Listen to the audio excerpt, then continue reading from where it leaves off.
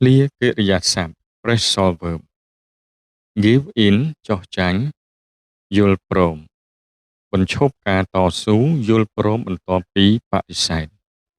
ឧទាហរណ៍ She didn't want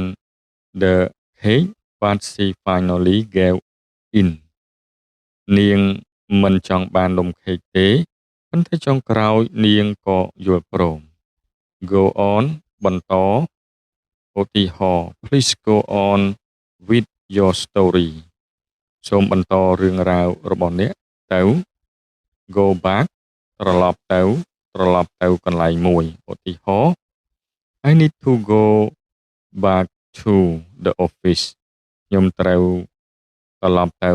ការិយាល័យវិញ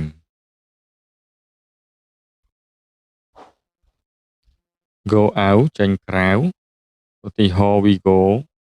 out every Saturday night ពួកយើងចេញក្រៅរៀងរាល់យប់ថ្ងៃសៅរ៍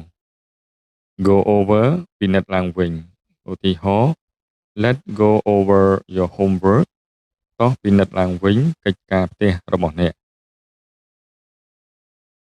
go off លាន់សំឡេងខ្លាំងឧទាហរណ៍ទី1 The alarm went off at 5 a.m. ម៉ោងរោទ៍លាន់សំឡេងនៅម៉ោង 5 ព្រឹកឧទាហរណ៍ទី2 The light went off suddenly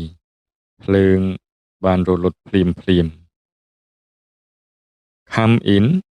ចូលមកឧទាហរណ៍ Please come in and sit down សូមចូលមកហើយអង្គុយចុះ come out ចេញផ្សាយលេចចេញ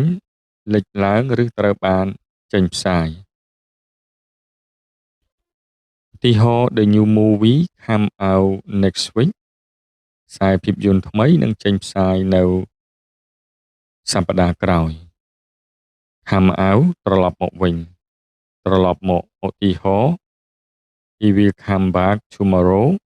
គាត់នឹងត្រឡប់មកវិញនៅថ្ងៃស្អែក come across ជួបប្រទះដោយចៃដន្យស្វែងរកអ្វីមួយដោយចៃដន្យឧទាហរណ៍ I come across an old photo ខ្ញុំបានជួបប្រទះដោយចៃដន្យនៅរូបថតចាស់មួយ